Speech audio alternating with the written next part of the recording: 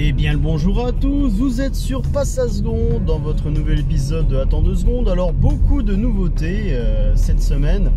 Déjà à commencer par Volkswagen qui ont présenté leur nouveau Tiguan. Et oui, terminé l'ancien Tiguan où il y avait des lignes très tracées, un design assez carré. Là on est sur un design un peu plus rond, beaucoup plus sensuel, sexy, ça fait du bien. Donc on retrouve les faces avant des Volkswagen actuels, hein, donc fine calandre avec des blocs optiques assez fins, une nouvelle bouche plus large, plus grosse, ce qui donne un peu plus de personnalité et c'est ça qu'on voulait. Après, au niveau global du design, on reste sur un design très classique à la Volkswagen. Il faudra prendre peut-être la version Airline pour avoir encore un peu plus de personnalité avec cette immense calandre, cette énorme bouche qui rend un peu plus le design nerveux de la voiture, avec des petites touches de chrome et de quadrillage de calandre en noir laqué. Pour l'intérieur, eh ben, c'est le jour et la nuit. Volkswagen a entièrement changé son tableau de bord. On est maintenant sur un tableau de bord plus à l'horizontale avec le nouvel écran apparu sur les ID3, ID4, enfin la gamme électrique de Volkswagen. Donc un écran de 15 pouces, plus intuitif qu'auparavant car Volkswagen a compris les erreurs qu'ils ont faites. Donc un écran un peu plus intuitif, voilà, donc ça c'est bon, avec une qualité des matériaux en hausse, donc c'est à dire que ça fait plaisir, hein. Depuis ces 3-4 dernières années, Volkswagen ont un peu baissé au niveau des qualités. Ils mettent du plastique moussé un peu plus généreusement, donc ça rajoute un petit peu de sourire qu'on dépense pas loin de 50 000 € dans une voiture. Après, chez leur cousin Skoda, donc Skoda a présenté leur nouveau Kodiaq, donc le grand SUV 7 places de la marque. Donc au programme, eh ben, un extérieur qui ressemble encore beaucoup à une Skoda. Ils n'ont pas changé les règles de fou furieux. On retrouve une calandre à la Skoda avec les fameux blocs optiques à l'avant à 2 niveaux, donc au-dessus pour les feux de jour, hein, donc très fin, très stylé, et juste en bas pour tout ce qui est les autres feux de route, feux de croisement et compagnie. Ou sinon là sur Skoda on reste encore sur des lignes très tracées à la règle, hein. Donc on reste sur du classicisme, pareil qu'à l'arrière, hein. On reconnaît bien les feux arrière de Skoda sur toutes ces dernières années. Par contre, ce qui va vous plaire, c'est l'intérieur, parce que l'intérieur est tout simplement beau tout simplement. Donc on retrouve un dessin de tableau de bord assez bien fourni, avec des différences de matériaux assez bien travaillées et étudiées, une structure du tableau de bord assez joliment dessinée, donc ça fait plaisir. On retrouve un peu cette sensation d'écrasement au centre du tableau de bord, un peu comme sur l'ancien intérieur du Kodiaq. Ça donne un petit clin d'œil assez sympathique. Ou sinon, l'espace intérieur est immense, on a beaucoup de place à l'arrière, on a beaucoup de place dans le coffre pour poser 10 000 m². Donc ça c'est bon.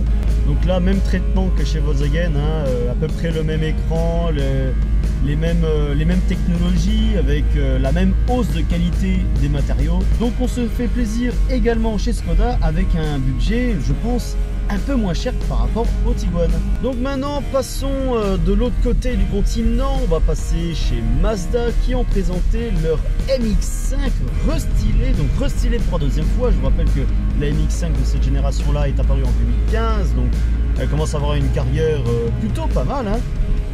Donc qu'est-ce que nous attendons à cette version restylée? Déjà la signature lumineuse à l'avant qui change, un peu plus agressif, avec une calandre qui change pas beaucoup, mais on oublie les petites LED sur les côtés. Maintenant tout se passe, la technologie, tout se passe au feu dans le bloc optique. Et il y a aussi le bloc optique à l'arrière qui change également, avec une signature lumineuse différente. Pour l'intérieur, eh ben, c'est relativement la même chose, peut-être une hausse des qualités des matériaux, plus de technologie, avec un nouvel écran de chez Mazda, les derniers modèles. Donc un écran plus grand, placé un peu mieux que sur les faces d'avant. Donc ça fait plaisir. Ou sinon je pense qu'il n'y a pas beaucoup de changements au niveau des motorisations. On reste toujours sur du fun et aussi des nouveaux coloris de carrosserie. Et ça fait plaisir.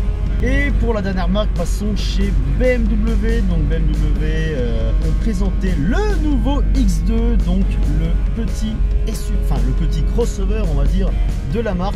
Donc là, sur ce nouveau X2, ils ont complètement changé les codes du véhicule de départ. Hein. Maintenant, on est sur un petit SUV coupé avec les derniers designs de BMW. Hein. À l'avant, c'est très agressif, très anguleux maintenant. Dommage que ça ressemble beaucoup à la nouvelle série 5 à l'avant. À l'arrière, par contre, c'est totalement nouveau. On a des feux plutôt bien dessinés, hein, assez inhabituel chez BMW. Ce que je trouve dommage, c'est que elle est pas très belle dans son ensemble. On n'a pas le design spécifique de la première X2. Elle était vraiment pas mal. On oublie même le logo placé sur les montants C de la voiture, donc sur les côtés de la voiture. Donc ouais, on perd l'âme du X2 original, quoi. Donc ça, c'est assez embêtant. Et puis je trouve que sur le côté, elle n'est pas très bien équilibrée, la voiture. Elle fait assez haute sur pattes, enfin des petits trous avec une énorme carrosserie. Et c'est ça qui est dommage, c'est que ça dénature un peu le côté sportif de la X2. Donc dites-moi ce que vous en pensez en commentaire, mais je préfère quand même la première génération. Ou sinon, au niveau de l'intérieur, c'est tout simplement un intérieur de BMW X1, donc le petit SUV cousin, non coupé du coup. Parce qu'à mon avis, le X2, c'est tout simplement un X1 mais en version coupée, parce que le X2 grandit beaucoup déjà, elle fait maintenant plus de 4,50 m de long, donc rien à voir avec la génération d'avant. Donc un intérieur plutôt classe, moderne, ça change des BMW d'avant, parce que les BMW ont du mal à changer d'intérieur, c'est ça leur point faible, c'est les intérieurs. Là c'est moderne, ça respire la nouveauté, ça respire le sérieux, avec des finitions de matériaux vraiment très exigeants. Donc ça on aime bien, Après, à voir au niveau du prix, là ça risque de piquer un peu plus. Donc voilà, j'espère que ça vous a plu cet épisode. Donc voilà, un épisode assez complet, beaucoup de nouveautés, et puis ça va encore arriver. Donc voilà, j'espère que ça vous a plu. Abonnez-vous, partagez-la. Allez, un gros salut.